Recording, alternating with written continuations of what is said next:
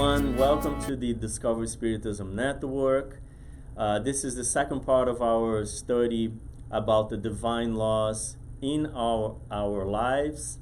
If you haven't watched the first part, please do so in our YouTube channel so you have a better grasp of what we're talking about now, because on the first part we went through question 115 of the Spirit's book, a few other questions and answers too, but question 115 is really important, so we can go through all the other parts of our study about the divine laws in our lives. Throughout these sessions, we're not going to describe all the divine laws in detail, each one of them. If you want to take a look at them, if you want to understand them in detail, you can go to the Spirit's book, third part of the Spirit's book, and read the whole third part, all the chapters there. Each chapter is about one divine law. But we are going to go back and forth in all of them, giving different insights on the divine laws. I'm also going to post in our the description of this video a link for a really good presentation that was done by a spiritist in Austin, Texas, that is describing all the divine laws in more detail in that presentation. So with today's study, we're going to concentrate on connecting with the divine laws.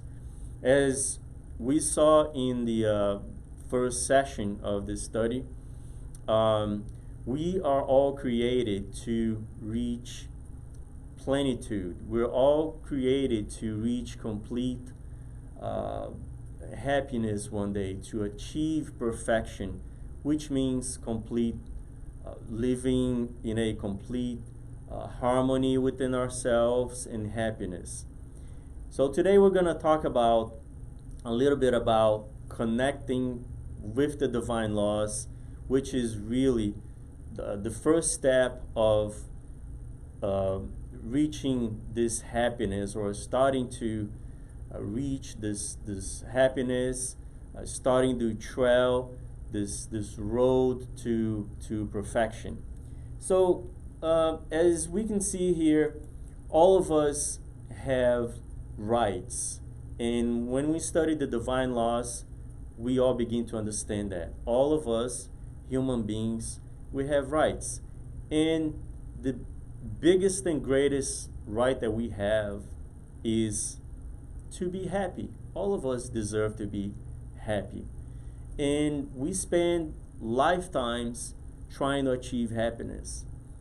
The problem is that we think, when we reincarnate, we think that happiness has only to do with material things, and we begin to take steps in order to have material things, and thus we find sadness in our lives instead of happiness, because we dedicate ourselves into being materialistic individuals.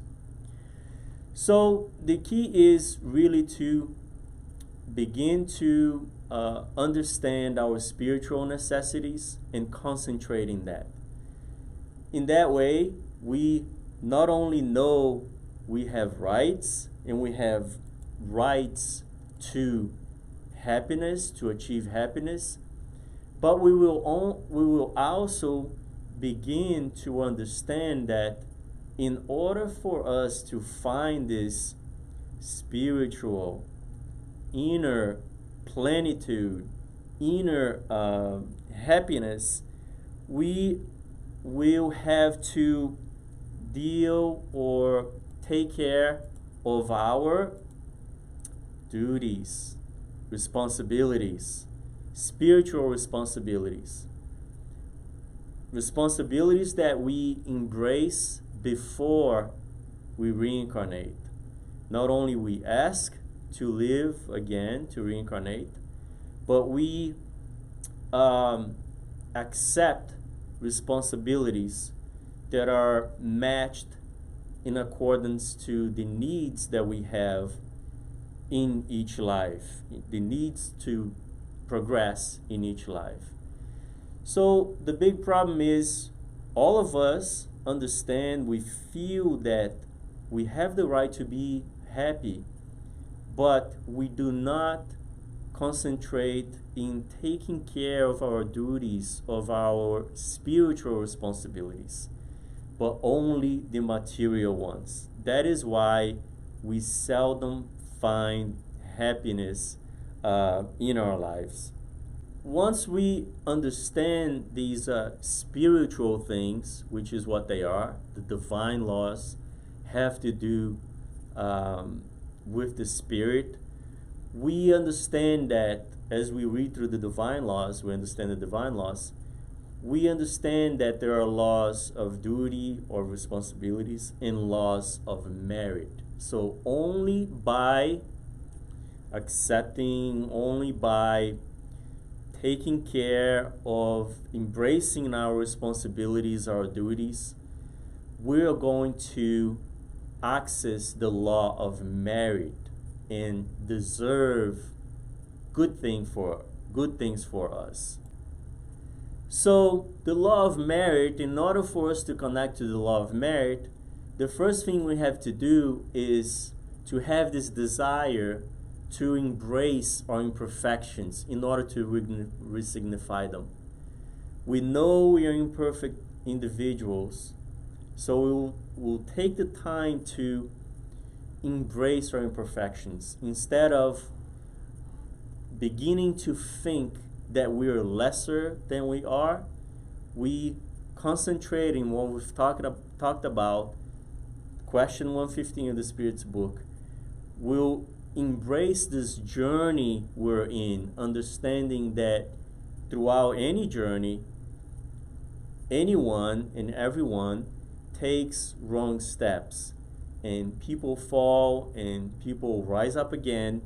But in other words, we're not going to think that we're less than we are. We will embrace our imperfections. So the second thing that we can do in order to connect with this love of merit, of deserving to be happy, is to identify our imperfections. So not only now we're like, okay, I understand I'm an imperfect spirit. And it's not, in that understanding is just not saying we're all humans, we're all imperfect. No, this is like I said, it's a deep reflection of an understanding of someone who really wants to change, really wants to resignify or find new meaning for their imperfections. So the second step is identify our imperfections. We begin to analyze ourselves constantly.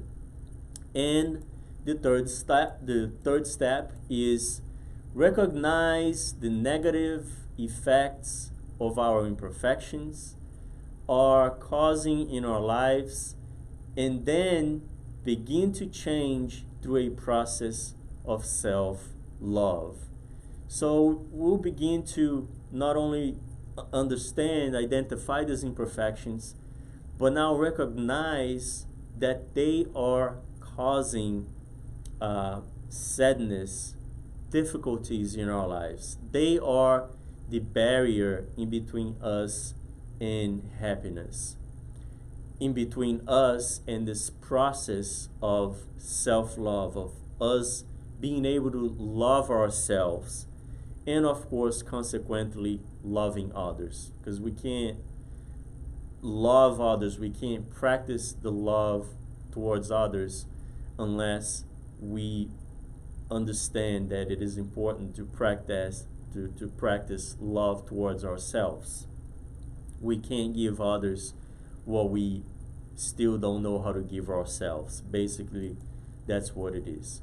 So we'll show one example here, because it's good to show examples of individuals who have trailed this trail, or this path towards finding a way of connecting to the law of marriage, deserving to be happy individuals, deserving to have a more plentiful spiritual life. So one example that we have here is that we're going to show here is this therapeutic encounter with Jesus. So in this encounter, it's a passage of the New Testament where the centurion and Jesus have an encounter, and it goes like this. When Jesus had entered Capernaum, a centurion came to him asking for help.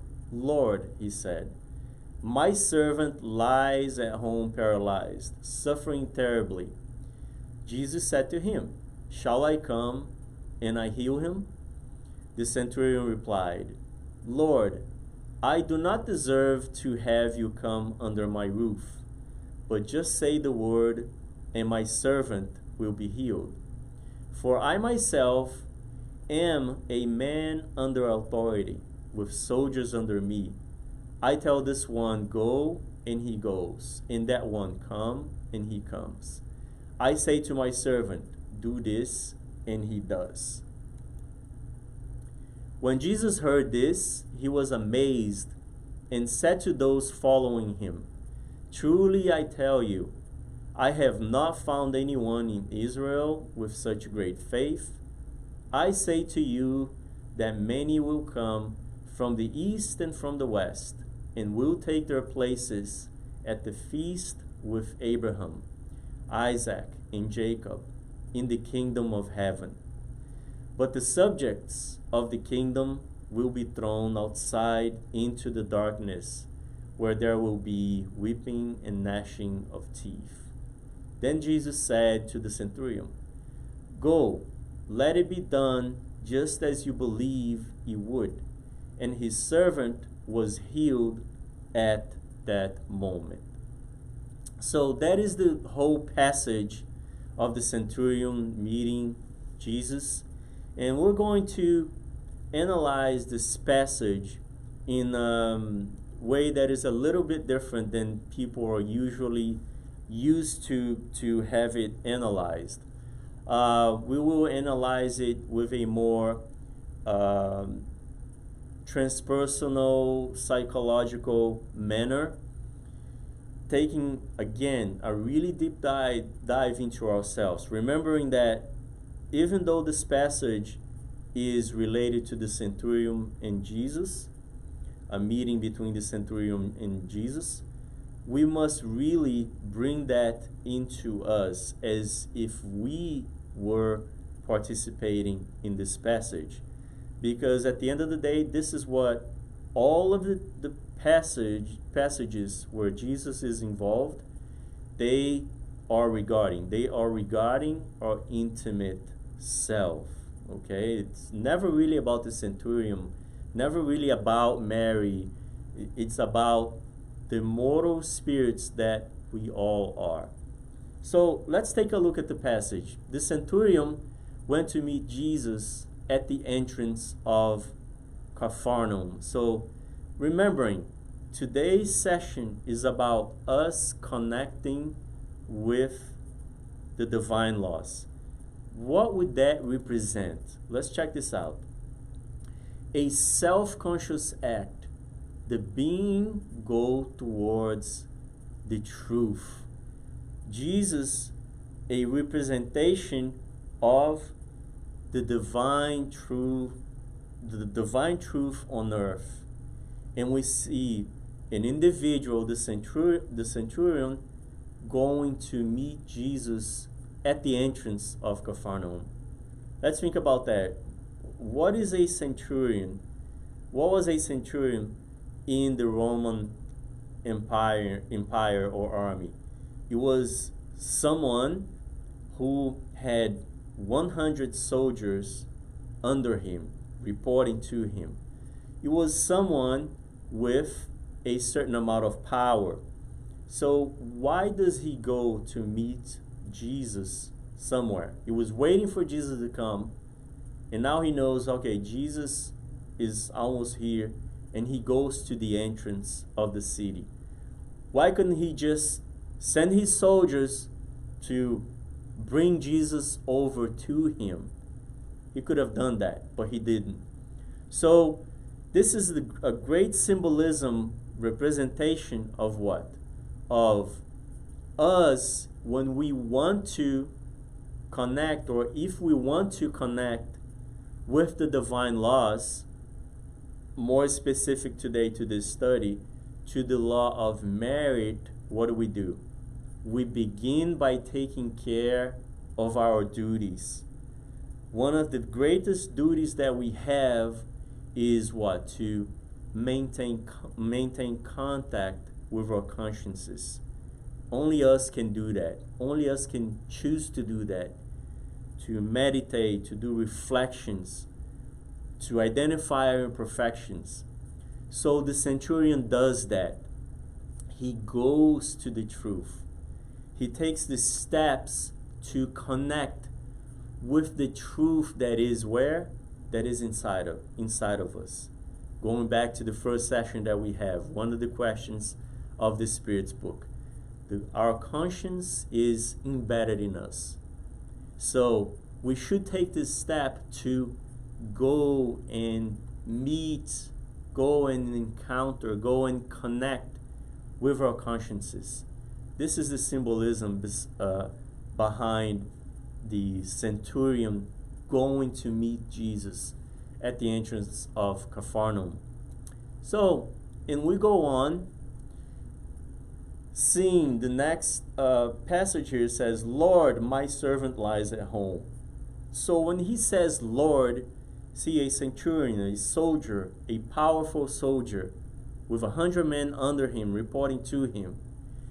Not only he meets the truth, but how does he do that? How do we connect with our consciences? How do we allow ourselves to talk to our consciences, to the divine truth that is inside of us? The centurion surpassed the barriers of human authority, recognizing the moral authority. So we see here the centurion in this case, but really us, we must tap into a wonderful virtue that is within us, which is the virtue of humbleness. We must be humble, start practicing humbleness in order for us to begin or do any attempt to connect with our consciences, so we can better analyze ourselves and our imperfections. So that's exactly what he did here. He went to the truth. He went to Jesus. Jesus, someone who really, compared to the centurion, wasn't nobody. But he recognized in Jesus this moral authority, the representation of divine truth on earth. And that's what we have to do whenever we want to tap into the divine laws, connect with our consciences.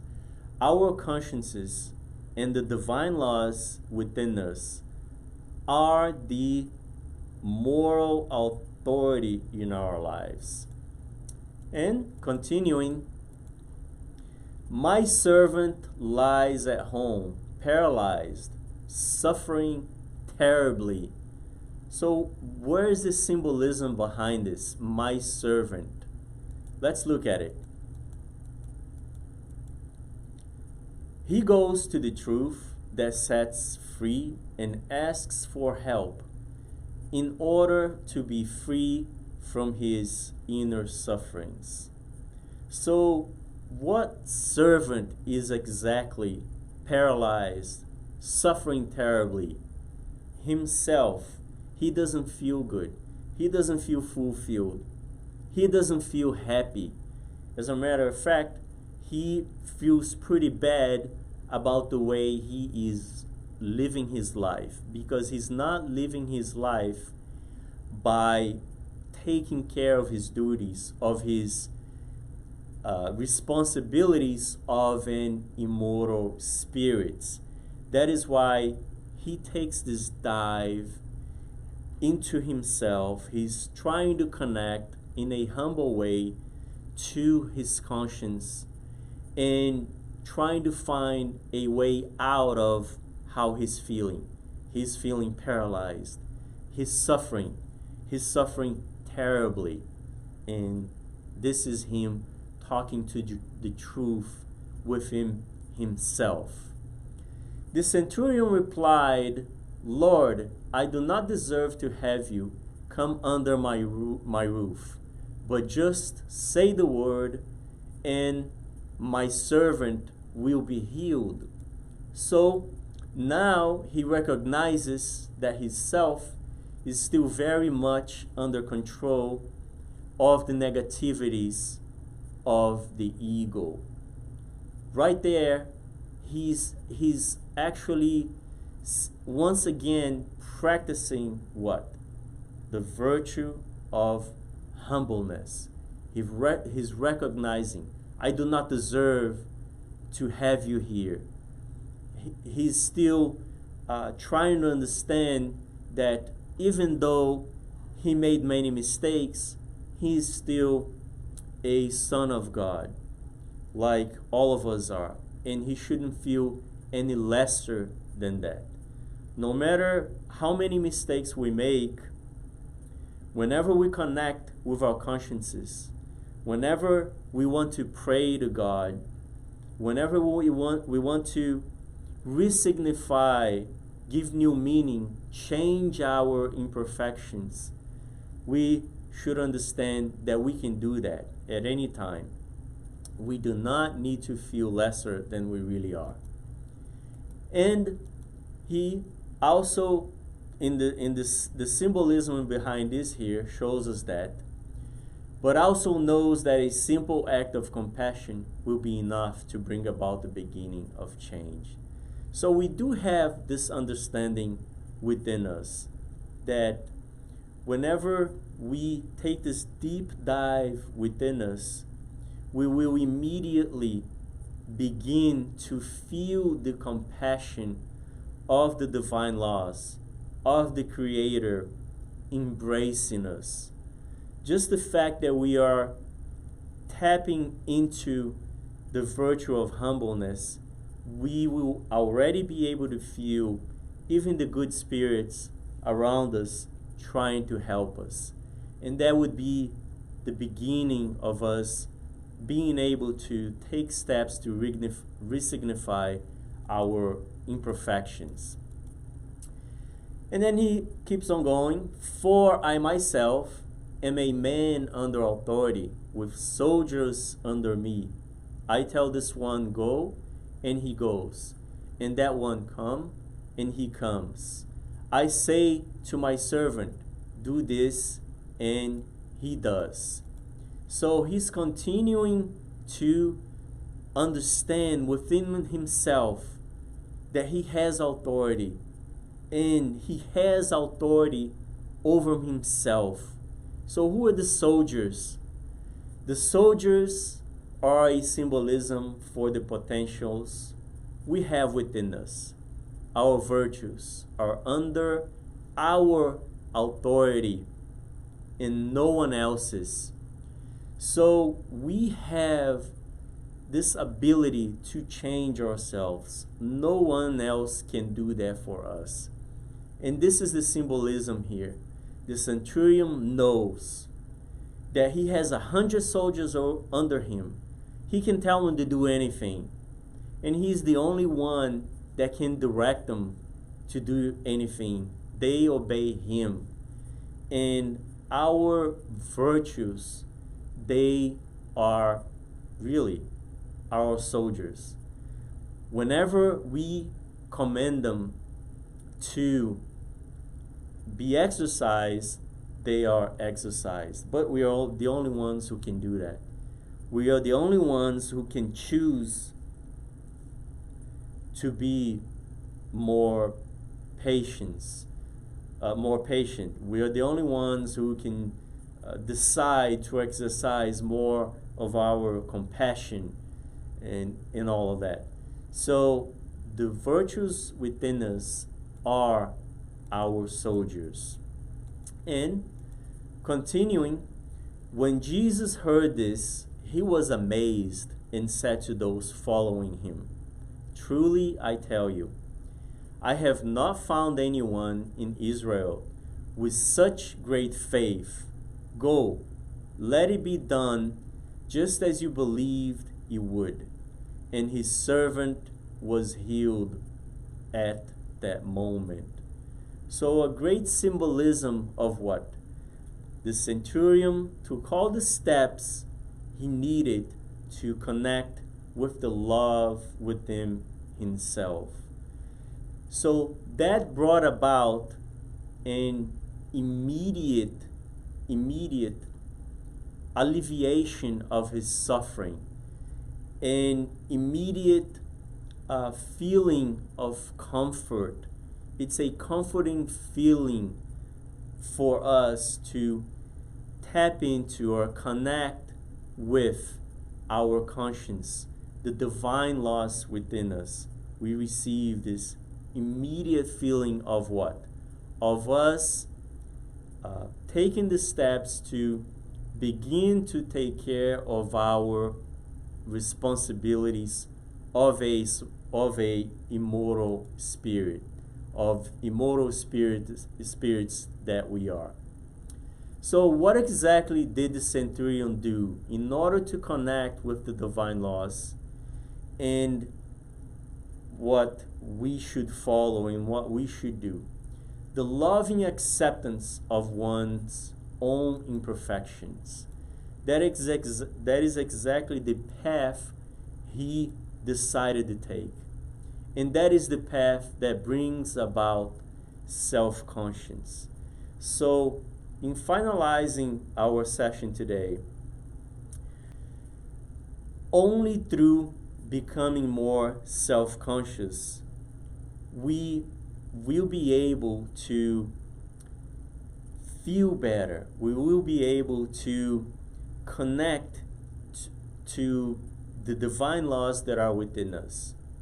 If we keep on living a life where we're only connected to material things, we are only going to find the happiness of material things. Happiness of material things is always very short. It's quick. It always feels like it comes and goes really quick. Now, on the other hand, the happiness of the immortal spirit who is taking care of his, of hers spiritual duties and spiritual responsibilities is happiness that never goes away. It stays with us because we have now tapped into the law of merit, the law of deserving to be happy. That is it for today. Thank you for watching.